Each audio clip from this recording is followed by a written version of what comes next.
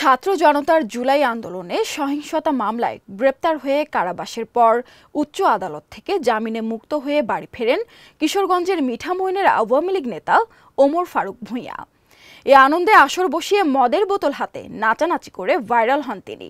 Viral সেই আওয়ামী লীগ নেতা ওমর ফারুক ভূঁইয়া এবার গৃহকর্মীকে ধর্ষণ চেষ্টা মামলায় গ্রেপ্তার হয়ে আবার কারাগারে গেছেন।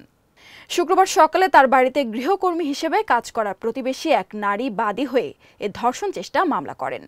মামলার পর দুপুর 12টার দিকে পুলিশ তার বাড়িতে অভিযান চালিয়ে তাকে গ্রেপ্তার করে। জানা গেছে, বৃহস্পতিবার বিকালে নিজ বাড়িতে গৃহকর্মীকে একা পেয়ে জোরপূর্বক ধর্ষণের চেষ্টা করেন আওয়ামী লীগ নেতা ওমর ফারুক। অনেক চেষ্টা করে কোনো রকমে তার হাত থেকে রক্ষা পেয়ে বাড়ি ফিরে স্বজনদের পুরো ঘটনা জানান ভুক্তভোগী নারী। শুক্রবার সকালে নিজেই মিঠামইন থানায় উপস্থিত হয়ে মামলা করেন ধর্ষণ চেষ্টা ও শ্লীলতাহানির শিকার ওই গৃহকর্মী।